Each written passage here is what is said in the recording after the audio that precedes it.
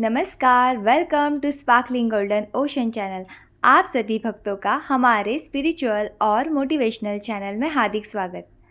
आज हम जान रहे हैं मोहिनी एकादशी व्रत कथा। तो चलिए शुरुआत करते हैं। ओम नमो नारायणाय।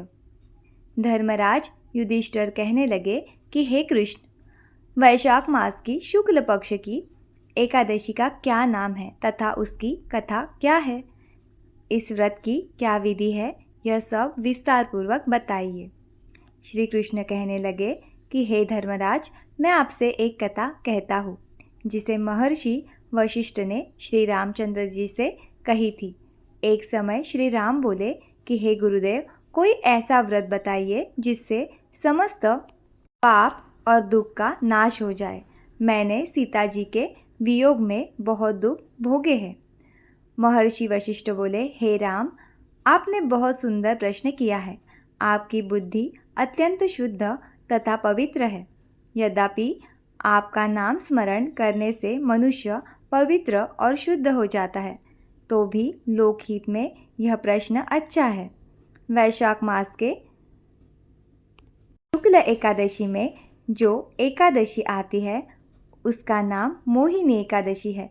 इसका व्रत करने से मनुष्य सब पापों तथा दुखों से छूटकर मोहजाल से मुक्त हो जाता है। मैं इसकी कथा कहता हूँ, ध्यानपूर्वक सुनो।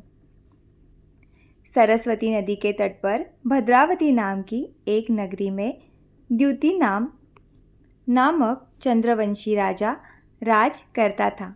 वह धन धान्य से संपन्न व पुण्यवान धनपाल नामक वैश्य भी रहता था। वह अत्यंत धर्मालु और विष्णु भक्त था।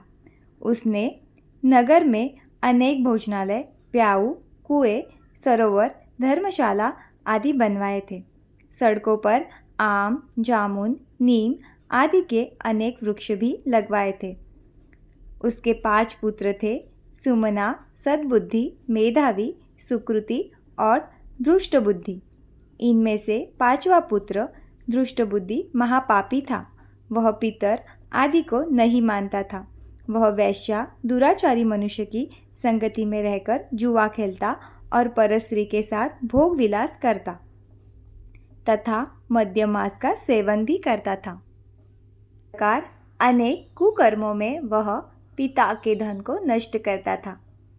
इन्हीं कारणों से त्रस्त होकर पिता ने उसे घर से निकाल दिया था। घर से बाहर निकलने के बाद वह अपने गहने कपड़े बेचकर अपना निर्वाह करने लगा। जब सब कुछ नष्ट हो गया तो वैश्या और दुराचारी साथियों ने उसका साथ छोड़ दिया। अब वह भूखा प्यासा अति दुखी रहने लगा। कोई सहारा न देख चोरी करने सीख गया। एक बार वह पकड़ा गया तो वैश्य का पुत्र जानकर चेतावनी देकर छोड़ दिया गया। मगर दूसरी बार फिर पकड़ में आ गया। राजाज्ञा से इस बार उसे कारागार में डाल दिया गया। कारागार में उसे अत्यंत दुख दिए गए। बाद में राजा ने उसे नगरी से निकल जाने को कहा। वह नगरी से निकल वन में चला गया। वहाँ वन्य पशु पक्षियों को मारकर खाने लगा। कुछ समय पश्चात वह बहलिया बन गया और धनुष्य बाण लेकर पशु पक्षियों को मार मार कर खाने लगा। एक दिन भूख प्यास से व्यतीत होकर वह खाने की तलाश में घूमता हुआ कौंडिन्य ऋषि के आश्रम में पहुंच गया। उस समय वैशाख मास था और ऋषि गंगा स्नान कर आ रहे थे।